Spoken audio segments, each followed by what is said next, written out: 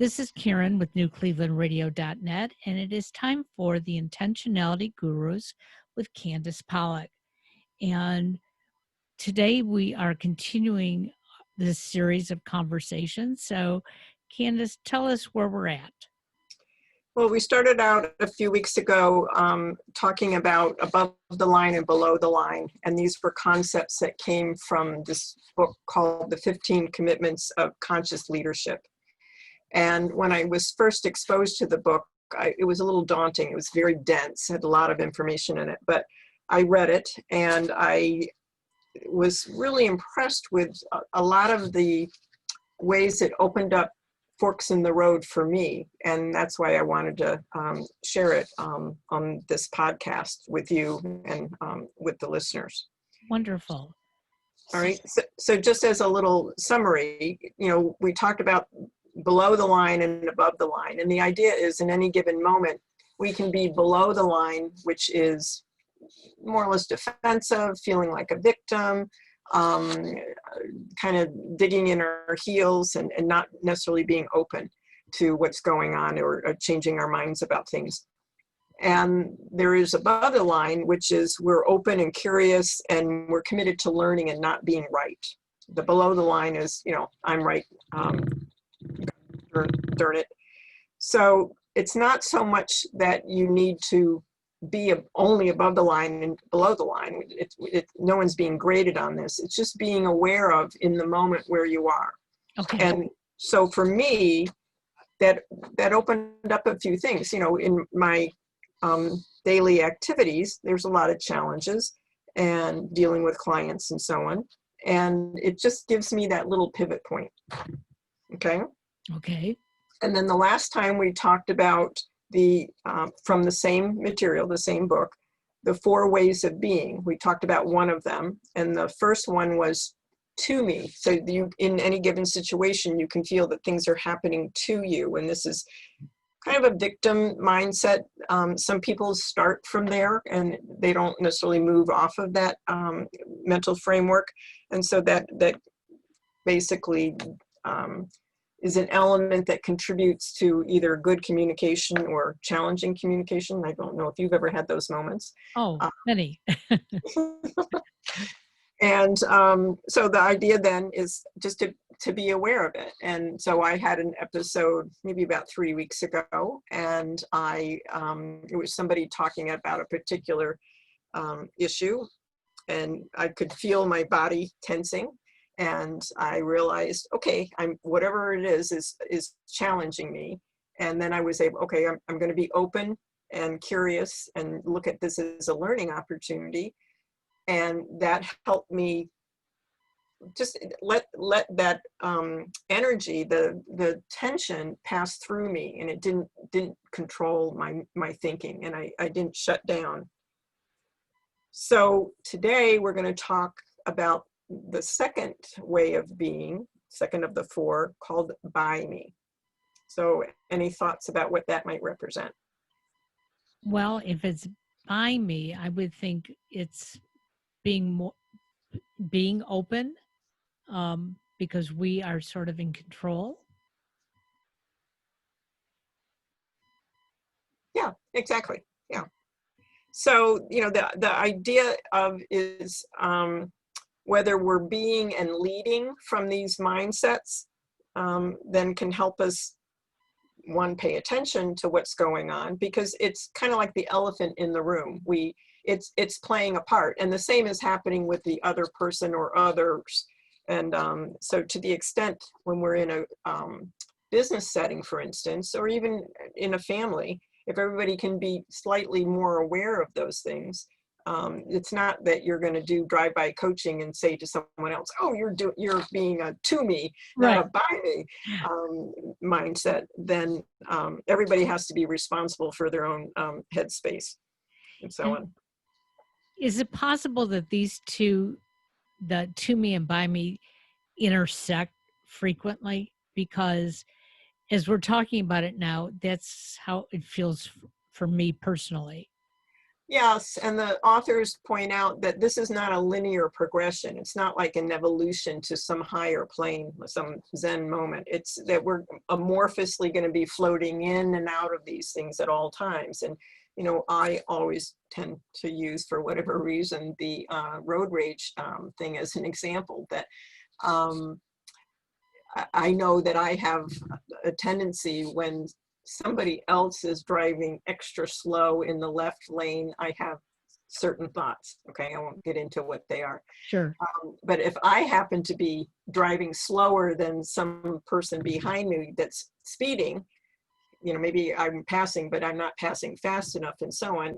It's just a different mindset, like that, blankety blank person Right. behind me being aggressive. But the point is, just to be able to kind of, it's having the flexibility to flip in and out of the mindset. Okay. And anchoring back to the fork in the road, you get to choose, and you can go down a path and then you can back up and then decide to go the other way. Okay. Okay. So that's the whole point of the intentionality gurus, is for you make your own decisions, you gain your own insights, you get to see some of the forks in the road, and you get to choose. And it doesn't mean, most of the time, the forks are not irrevocable. You can back up and you can go in another direction. It's Okay. all about choice, and you can learn, where your particular hot spots are. I have long since discovered that one of my hot spots is when you talk to some entity and the first words you hear out of, like, say, customer services, you don't understand how we do things here. I have everything to do in my power to, like, rein in my rage. It's not my job to know how you do things here, but I've gained that insight. I have evolved. Right. Okay. Okay. So the by me mindset is someone who can go from that to me perspective and try on this other way of thinking of, I am consciously creating what's occurring in this time. I'm making a conscious choice to listen, or whatever it happens to be. Let's say you have somebody who's, I don't know, talking down to you, or sharing an opinion that, happens to push your buttons or something. The point is that to me would be, I can't believe I have to listen to this, idiot, da, da, da, da, da. And then the by me to be able to consciously remind myself, okay, I'm feeling these things in my body. Now that's a tip off. I'm in a to me perspective. How can I shift to by me? And then say, oh, isn't that interesting? What they're saying to me, and what can I learn from this moment? Not necessarily from their opinion, but just from being in control. Right. Okay. So any instances where that might be helpful for you? Well, again, we did not rehearse this, so I want everybody to understand that. But this morning, as I finished up a show and I was going out, um, my son just happened to grab my attention. He yelled, "Mom, I need you for a minute," um, to tell me that we were out of a certain item that he needed. And my first reaction was, you know, why me? Why can't you do it yourself? Why now?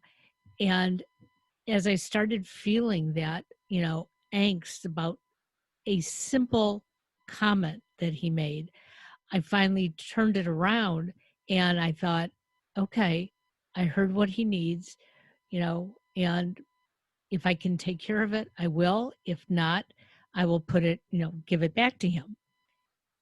And I can't tell you how much better that made me feel. And I didn't even realize what I was going through at the time until you started describing it. So what part felt better? That I took control of, hey, I don't have to be angry. I don't have to resent him bothering me.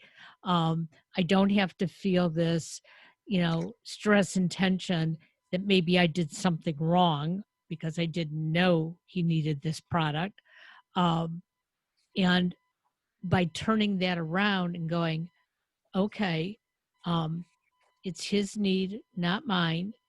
if I can take care of it, I will, but it's not my responsibility right now. And so I just let it go without countering back at him, well, why are you telling me? Like, why don't you purchase it yourself? I didn't have to do all that because that would have created more angst and tension. And by having that ability, if you hadn't made that shift, how would things unfold? It probably would have unfolded into an argument because I probably would have taken it like, why are you telling me and why am I responsible for you? And, okay, I'm going to drop everything and I'm going to go take care of it right now because that's what I used to do. I used to always take it on, it's always about me doing something wrong. And today I turned it around and was like, I didn't do anything wrong, but if I can help, I will. But now's not the time. And so it's on my possible list of to-dos. So there's no, I don't have that gut wrenching feeling. I got to hurry up and get this done. I have to satisfy, his need. Something's wrong here. It's up to me to fix it. Right. Exactly. Yeah, it's interesting. And with that ability, what opens up for you then? It opens up the fact that I can, even if I don't have the dialogue with the other person, I can have this dialogue within me to, take away all those bad feelings I've put on myself all these years, which get in the way of processing and, um, you know, keeping myself stabilized. Say more about that.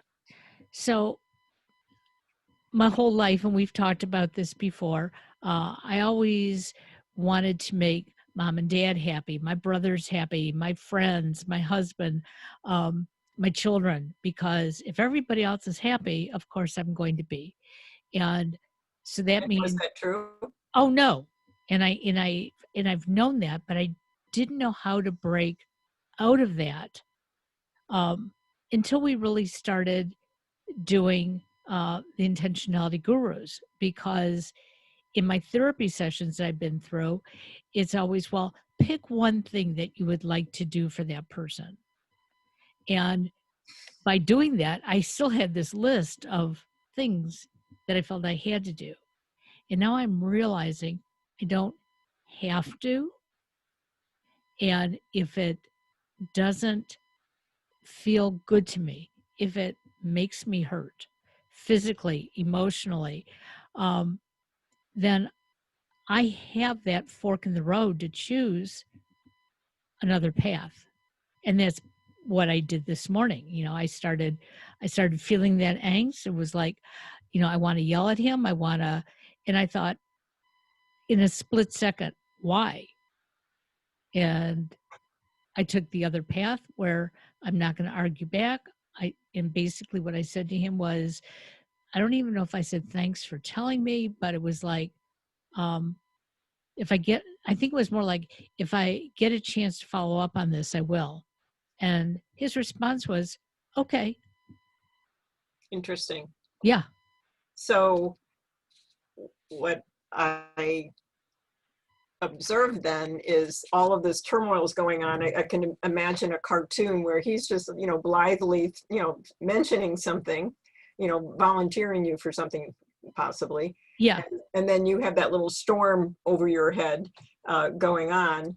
And then he's like, okay, whatever. Yeah. And that's exactly, and the funny part was when I came home from my appointment this morning, I mentioned to my husband that I had, he had gotten me frustrated and angry over his comment. I said, but the funny part is that this is something that we've always purchased. Okay. He hasn't, but it's something that he uses that we have always made the purchase. Mhm. And it finally clicked on me. Well, of course, that's why he was telling me, because we've always taken care of it. But I didn't think about that earlier, and so having that time to process, but not feel guilty about it, it was like, oh, I'm sort of getting it now. All right, well, we're going to have to discuss it for the future, because I don't have to purchase it. He can purchase it. And tell me where I'm wrong, but if you had, sparked at him, you would have felt bad about that as Oh, well. yeah, I would have felt bad about it. And I would have, started his day wrong. Um, and, he's off to work again. And it's like, looking back, it's almost like I want to give myself this big gold sticker on my forehead, because unconsciously I turned it around so that I wouldn't be angry and I wouldn't create anger with him. So you've developed a new way of operating. Yes. Congratulations. Yeah. Just have to do it more often, though. See. All right, all right. So the idea with the by me in the context of the conscious leadership, and it's leadership of ourselves, those forks in the road. It obviously it is useful in the context of teams, and families are teams, for better or for worse, whether they're entirely conscious of that or not. So it's just a frame of reference, a frame of mind, and it's the underlying sense that the cause of the experience, that they're their own cause of the experience. I Okay. am. Okay, and I can choose to, get angry at that idiot that's on my tail, or the slow person in front of me. Really, I don't spend that much time in the cars anymore with COVID, but coming and going. And I don't spend that much time in road rage, but I have my moments before I'm able to collar myself and get my bearings. Right. But the underlying sense of the by me frame of reference is everything in the world is unfolding perfectly, for my opportunity to learn. Now that sounds a little too zen for a lot of people, but my husband was a psychiatrist, and he used this metaphor that I just thought was perfect. He said, we're resigned to watch the TV screen. We can't get into the TV program, the sitcom or whatever it happens to be, and rearrange the script and what the characters are doing. We sit there and we have to see it unfold, and or we can change the channel. Okay. And that was really powerful for me when I first heard it, because I felt overly responsible for something that was going on in my family at the time. And that was like a little magic wand that just, broke the spell for me that, oh, okay, I'm not responsible for this person or their actions and so on. Isn't this interesting how they're choosing to handle it? Right. Um, so I don't know if you've ever had any of that for you, but anyway, I have fun with it from time to time. Well, it's interesting, because especially in this last year, with COVID, and watching how some of my friends and family are reacting to it. Some are, being very, very cautious, like I am, and others are not. And sometimes, I feel like I want to jump through the phone or the computer screen and shake them, but then I realize that's their choice. That's their fork in the road that they've taken. Yeah. And I am not responsible. What I'm responsible for is, my accepting them for who they are, and doing what I think is necessary for myself. And Yes. it's been difficult, because I sometimes feel like I'm at odds with people, but it's not even using words with them. Okay. It's just like reading something that they're doing, and Yes. not even responding to it. But in my mind, I feel like I'm already having an argument with them. And, I have to remind myself they're responsible for themselves. I'm responsible for me. Right. And I think I may have mentioned to you, or maybe it was to somebody else, I went through a week not so long ago of feeling misunderstood, that whatever I was saying wasn't getting through because the other person continued to be, from my frame of reference, unreasonable and acting irrationally. And then I remembered, all of the stuff that I was talking about today made the shift. I was below the line, wasn't aware of it in the moment, was able to go above the line and remain open. And then I went from to me to by me. And there was just that sense of ease that, I couldn't even relate back to the to me part because it just dissipated. It was no longer there. There's just such a sense of freedom. So I hope, listeners can try some of these things on for themselves and get the same thing. Well, and I use your metaphor, the fork in the road, a lot, especially on some of our other podcasts where I can feel, there's a conflict of words. It's like, well, we're all going down this road and there's a fork. So it's okay if you're going to the right and I'm going to the left. It doesn't matter. We're both going to have some new experiences. And maybe that road will come back and meet up in the up ahead, and maybe we can share those experiences. And it's interesting how I've had both listeners and the other podcasters say to me, that's a good way of having a conversation. And I said, especially when you feel like you're going to go head to head, you don't need to. You go your way. It allows everybody to have their own perspective and not come from that defensiveness or aggressiveness perspective that they have to change somebody else's mind. Exactly. Yeah, exactly. Nice. That's great. So some of the questions we can ask ourselves when we're in the by me or when we're trying to adopt the by me perspective is, what can I learn from this? How is this situation for me? What kind of learning opportunity is, or how can I benefit from this experience? It may not like what the person's saying, but it might trigger some insights in terms of some things that need to change on our end. Or how am I creating this and keeping this going? So that was me in the week of being misunderstood. Sure. That as long as I was maintaining the to me, the energy just was going in the wrong direction. And when I switched, it was like a spell had been broken. So where do you think you can apply this most directly? Most directly, every second of my life. I'm thinking of a conversation I had when I came home with my husband. We typically go for a walk in the morning, before I start out and before he goes off to work, if he's working that day. And today, that just didn't work for the two of us. And typically, he will not go for a walk on his own. Okay. I might go for the walk on my own, but typically he doesn't. But today, as I was coming home, I didn't even realize that was him in my peripheral vision walking. And as I got into the house, my phone rang and it was my husband saying, "You didn't wave at me." And I said, "Where were you?" And he said, "I'm walking."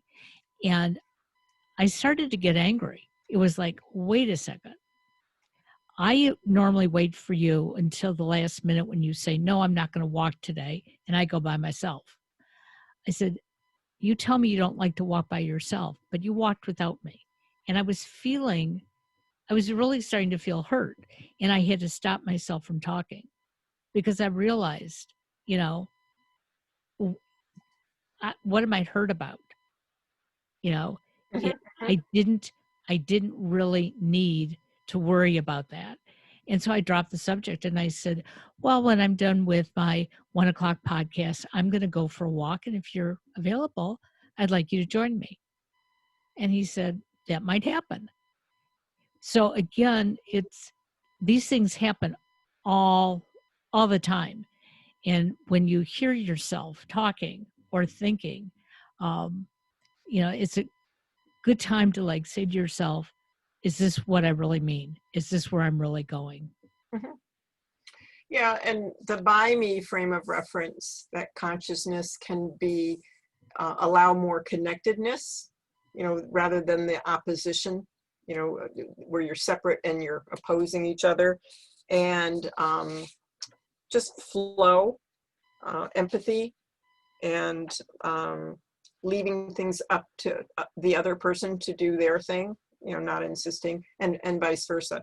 And another word that occurred to me while you've shared your experiences, all of these kind of come under the heading of boundaries. Yes. So that is a opportunity to set some boundaries. So just to kind of tie it up with some of their perspectives, how it shows up in our money sector. The by me person is, the to me person is thinking there's not enough for me. The by me person is thinking I can create more. Regarding their time, I'm in control of my time. The happiness element, in terms of their happiness, I choose to make myself happy. Discipline would be I use it as a tool to create. So it's not something that is being forced. In terms of purpose, I declare it and I go out and I get it. And then leadership, there are skills and techniques to master which create effective leadership. So rather than the defensive mode or the top down, you shall do these kinds of things. So anyway. So Well, my little guinea pig. I feel much better. I'm ready now to go for my walk and listen to the birds sing and maybe have a conversation with my husband if he chooses to go. And wave at him while you do it. What was that? You wave at him when you. Yes, I can. That would be a good idea too. But for our listeners out there, this what we talk about in these podcasts have really turned me around, and I'm hoping that our listeners are getting the same benefit because I've been in years and years of therapy, and I know therapy is different from coaching, but I have learned so much more and adapted more through these podcasts. So I can't thank Candace enough for bringing them to us, and we'll do it again in 2 weeks. Well, and thank you for being the guinea pig. So I Thank you. couldn't do it without you. Thank you. Well, have a good day. We'll talk to you soon. Sure. Bye-bye.